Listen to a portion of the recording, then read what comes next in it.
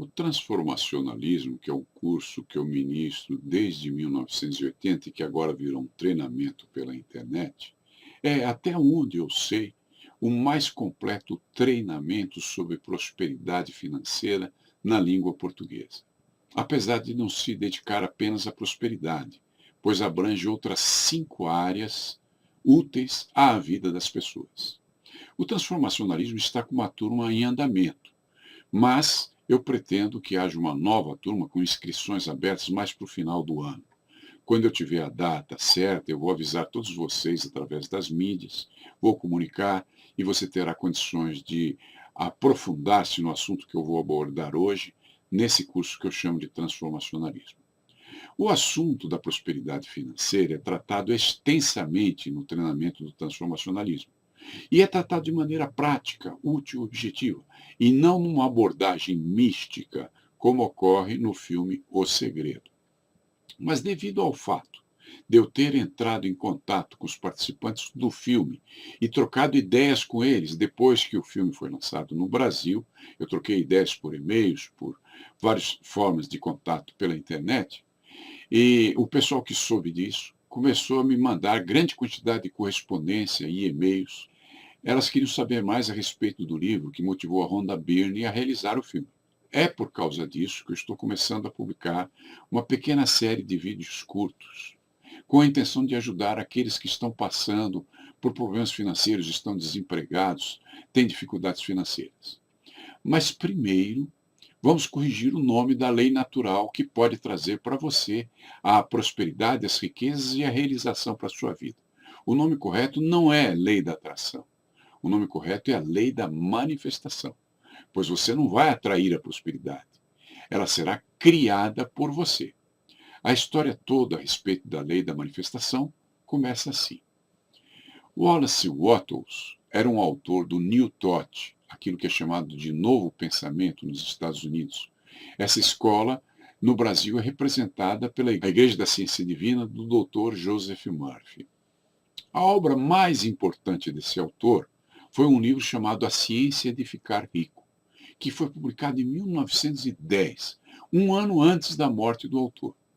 Pelas leis internacionais de direitos autorais vigentes em muitos países, inclusive no Brasil, os direitos autorais passam a ser de domínio público 70 anos após a morte do autor. Portanto, esse livro é de domínio público desde 1972, quando o Dr. Harold Hobbes trouxe a Igreja da Ciência Divina para o Brasil em 2004.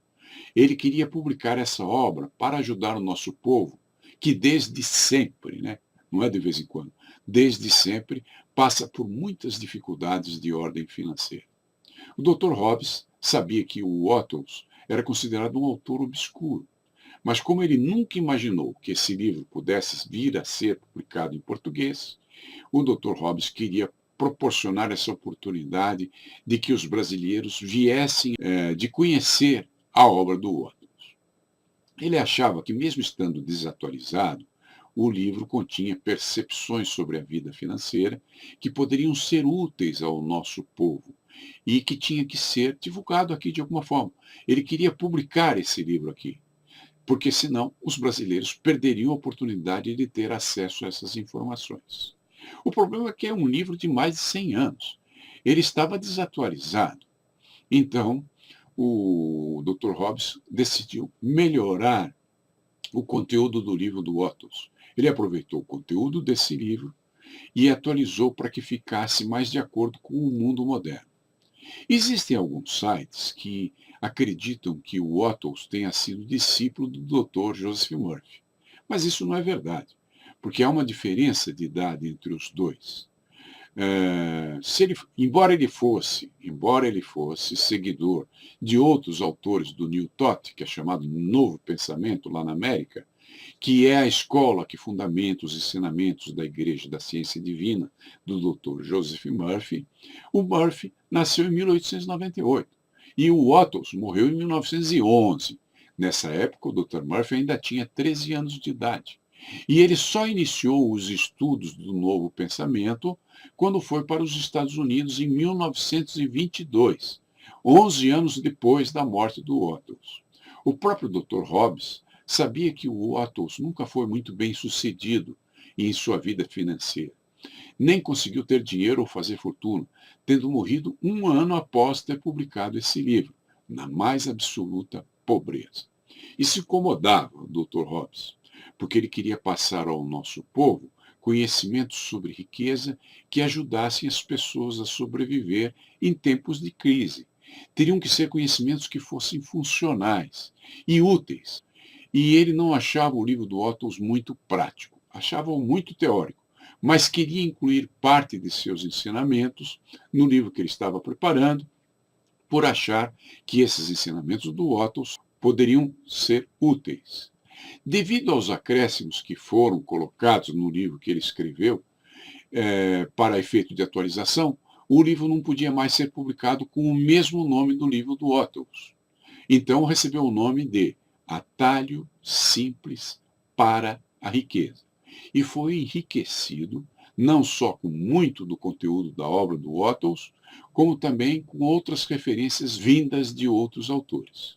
Com esse intuito, além de adaptar parte do livro do Wattles, ele recorreu a outras obras sobre dinheiro, cujos direitos autorais também eram de domínio público, pois também haviam sido publicadas há mais de 100 anos, como, por exemplo, a obra Psicologia do Dinheiro, de um autor português chamado Mário Gonçalves Viana. É a partir dessa obra que o Robert Kiyosaki, autor do Pai Rico, Pai Pobre, tirou os conceitos sobre os 4 quadrantes que ele apresenta na obra dele. Por favor, não confunda esse Mário Gonçalves Viana com o Mário Viana com 2 N's, que é um homônimo nascido aqui no Brasil. Mesmo assim, o Dr. Hobbes não estava satisfeito. Ele desejava incluir nessa obra que ele estava preparando alguns casos brasileiros. E não só casos, queria também que contivesse conhecimentos que ajudassem realmente os brasileiros na prática. Foi então que, compadecido com os ideais dele, eu cedi a ele textos de meu curso A Regra de Ouro, de onde ele tirou os causos brasileiros que ele cita no Atalho Simples para a Riqueza, que é a obra que ele preparou na ocasião.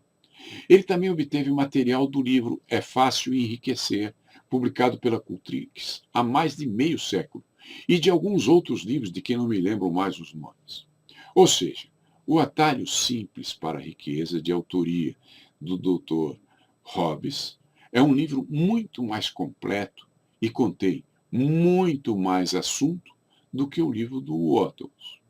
O Atalho Simples para a Riqueza nunca foi objeto de lucro, nunca foi comercializado. A Igreja da Ciência Divina sempre o distribuiu gratuitamente a quem quisesse ler o livro, mesmo que não pertencesse à igreja. Tá? Mesmo sem pertencer à igreja, o livro foi distribuído grátis porque a intenção era ajudar o nosso povo. Quando o Dr. Harold Hobbes, o autor do Atalho Simples para a Riqueza, morreu, esse livro dele já era distribuído gratuitamente pela Igreja da Ciência Divina já fazia algum tempo. O Dr. Hobbes foi muito caridoso em escrever essa obra. Ele o fez em grande espírito de amor ao próximo, pois se compadecia do nosso povo e das agruras financeiras por que ele passava, coisa que nunca mudou. Né? Eu estou aqui nesse planeta há 66 anos e a situação financeira do brasileiro nunca fica ideal, né? Porque nós não temos um critério político de educação financeira para com o nosso povo. A ideia inicial do Dr. Hobbes era fundamentar o atalho simples para a riqueza totalmente no The Science of Getting Rich do Wattles. Não porque ele achasse que a obra do Wattles era muito boa, e sim porque o Wattles era um dos autores do Novo Pensamento, que era a escola por trás da Igreja Ciência Divina que o Dr. Harold Hobbes trouxe para o Brasil. Qual não foi minha surpresa quando o livro do Wattles veio a ser publicado no Brasil, anos depois, devido ao filme O Segredo. O Atalho Simples para a Riqueza foi escrito pelo Dr. Hobbes e distribuído gratuitamente pela Igreja da Ciência Divina a partir de julho de 2004. O filme da Rhonda Byrne só foi realizado na Austrália em 2006, portanto, 2 anos após a publicação do livro do Dr. Harold Hobbes. Mas nesse filme, a produtora afirmava que ela encontrou a lei da atração num livro que ela tinha lido, que era exatamente o livro do Wattles. E foi por causa disso que o livro do Wattles foi publicado no Brasil em 2007, pela editora Bestseller, na tradução de Aulide Soares Rodrigues. Ou seja, 3 anos depois da publicação do Atalho Simples para a Riqueza. E 1 ano depois do lançamento do filme O Segredo aqui no Brasil. Mas tanto o Atalho Simples para a Riqueza do Dr. Hobbes, quanto A Ciência de Ficar Rico do Wattles, não conseguiram ajudar muito o nosso povo. E por quê? Porque haviam neles expressões que não eram compreendidas pelo grande público. Não sei se por erro de tradução, como é que foi, mas haviam coisas lá difíceis de entender. Bom, eu diria que não foram completamente compreendidas. Até foram compreendidas, mas não tanto quanto deveria ser. O que fez com que a Igreja da Ciência Divina recebesse uma avalanche de e-mails e cartas perguntando a respeito desses termos e como utilizá-los na prática. E é com o objetivo de esclarecer isso que eu estou publicando este pequeno vídeo e uma série de outros vídeos a respeito do assunto. As principais dúvidas que as pessoas têm para compreender os termos utilizados pelo Wattles são: o que é a substância original, que ele também chamava de substância informe ou substância pensante. Também eles têm dúvidas em descobrir o que o Wattles quis dizer com o que é pensar do modo certo. Outra expressão que ele usava, difícil de entender para o grande público, é o que é agir do modo certo. Ele fala a obra inteira para você fazer isso, mas não explica exatamente o que é.